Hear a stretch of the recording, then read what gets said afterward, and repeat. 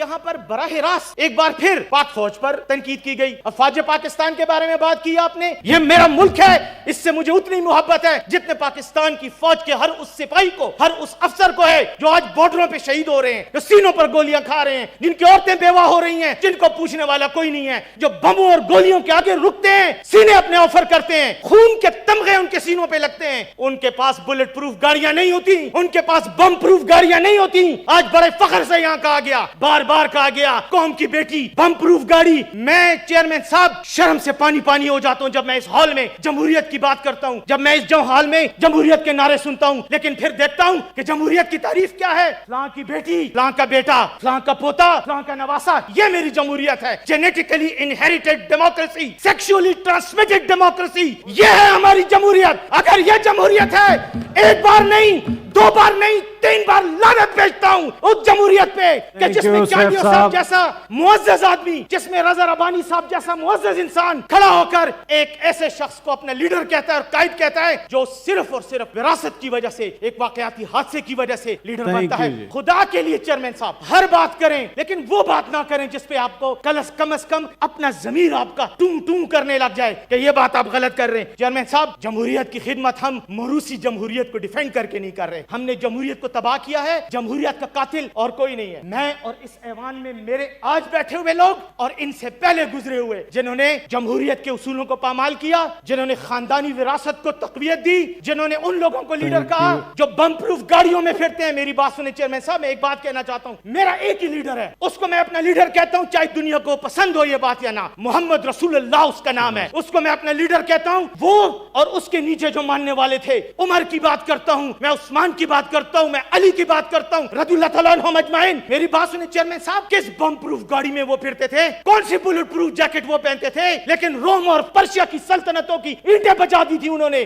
ہرکولین, ہریکلیس, ہرکول روم اس وقت کا سب سے طاقتور ترین بادشاہ تھا. خسرو پرویز اس وقت کا سب سے طاقتور ترین بادشاہ تھا. ان کی اینٹیں بجا دی, لیکن کبھی بھی اپنے جسم پر ایون تیر کو روکنے والے لباس نہیں پہنا. آئیں جب بات کرتے ہیں اصولوں کی, شہادتوں کی, تو پھر حسین بنے جو اپنی بیوی اور بچوں کو لے کے میدان کربلا میں چلا گیا تھا, جس کے بچے اس کے سامنے قتل کیے گئے. جب آپ نے قربانیوں کی باتیں کرنی ہے تو نہ بم پروف گاڑیوں کی باتیں کریں. سینیوں پر گولی کھانے والے جو آج سرحدوں پر مر رہے ہیں ان کا تو آپ مذاق اڑاتے ہیں, لیکن بم پروف گاڑیوں کے اندر پتھر کھا کر آپ کو چیخیں نکل جاتی ہیں. چیئرمین صاحب مجھے بڑا افسوس ہوا یہ باتیں سن کر, جب پاک فوج پر ہر بات پر انگلی اٹھائی جاتی ہے. جو انہوں نے غلط کیا ہے ثبوت کے ساتھ لائیں, بات کریں گے, ان کو کمیٹیوں میں بھیجیں. ڈیفنس کمیٹی ہے, اس کے پریزیڈنٹ چیئرمین بیٹھے ہوئے, ان کے پاس بھیجیں, بات کریں اس پر, کوئی فرق نہیں پڑتا. فوج بھی آئے گی اپنے آپ کو ڈیفینڈ کرے گی. اگر ڈیفینڈ نہیں کر سکتی بالکل ان کو احتساب کریں, یہ میڈیا ان کو اٹھائے, کوئی ایشو نہیں ہے, لیکن وہ الزام لگائیں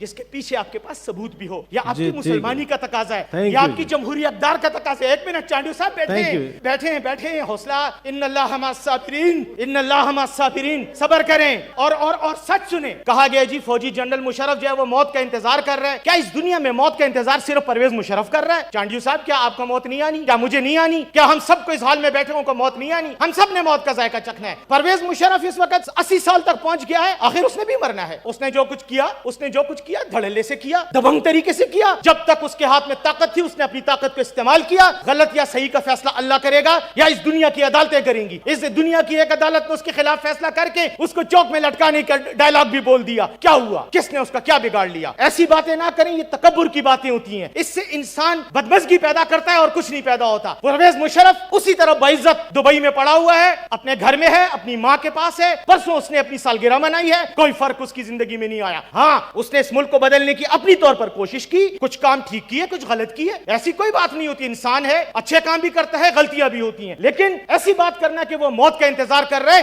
یہ اللہ تعالیٰ کو ناراضگی کے باعث بنتے ہیں. ایسے ڈائلاگ نہیں بولنے چاہیے. اچھا دوسری بات میں آخر میں کرنا چاہتا ہوں. یہاں بات ہوئی سندھ کے بارے میں. بھائی اٹارنی جنرل کا ہمارے ساتھ کیا تعلق؟ چلو اس نے بیان دے بھی دیا, مجھے نہیں پتا اس نے کیوں یہ بیان دیا, کسی کو نہیں پتا. اس نے بیان دیا ہے, آپ اس کو کل لا اینڈ جسٹس منسٹری میں طلب کریں کمیٹی میں, اس سے پوچھنا بھائی تم نے یہ بیان کیوں دیا. لیکن اس بات کو بنیاد بنا کر آپ ایک ڈیموکریٹک ڈیبیٹ کو روک رہے ہیں. آپ کے حوالے سے یہاں پر 18ویں آئینی ترمیم پر کوئی بات کرتا ہے, آپ سب کھڑے ہو کے خنجر نکال لیتے ہیں. جیسے پتہ نہیں یہ جمہوری ادارہ نہیں ہے بلکہ کوئی ایک ایسا گروہ ہے کہ جس کے اندر آپ کوئی بات کر ہی نہیں سکتے. یہ تو کوئی ڈیموکریسی تو کیا, یہ یہ تو نان ڈیموکریٹک اداروں کا بھی طریقہ نہیں ہوتا. وہاں پہ بھی آپ کو بات کرنے کی اختیار ہوتا ہے. 18ویں آئینی ترمیم پر بات نہیں ہو سکتی, سندھ پہ بات نہیں ہو سکتی, بلوچستان پہ بات نہیں ہو سکتی, کشمیر پہ بات نہیں ہو سکتی, KPK پہ بات نہیں ہو سکتی. کیوں نہیں ہو سکتی؟ بات کرنے میں کیا ہے؟ کس نے پاکستان سے غداری کی بات کی ہے؟ ہم سب یہاں پاکستان کے آئین پر حلف اٹھا کے, آپ نے خود جنوبی پنجاب کو صوبہ بنانے کی بات کی تھی, آپ کے دور میں ہوئی تھی. آج آپ کے سینٹ کے ایجنڈے پہ وہ چیز موجود ہے, لیکن جب سندھ کی بات آتی ہے وہاں الطاف حسین غدار, وہاں MQM غدار. خدا کا واسطہ ہے یار, کوئی سیاست کی ہر جگہ سیاست نہیں کی جاتی, ہر جگہ گروہی مفادات کا تحفظ نہیں کیا جاتا, ہر جگہ اپنے موروثی لیڈروں کو ڈیفینڈ کرنے کی بات نہیں ہوتی. کہیں پہ اس قوم کی, اس ملک کی, اس عوام کی بھی بات کریں تاکہ اللہ کے آگے کلیئر ہو. کیونکہ چانڈیو صاحب, موت کا انتظار ہم سب کر رہے ہیں, میں بھی کر رہا ہوں, آپ بھی کر رہے ہیں. یہ موت ہم سب نے چکھنی ہے, اس کا ذائقہ ہم سب نے چکھنا ہے. Thank you.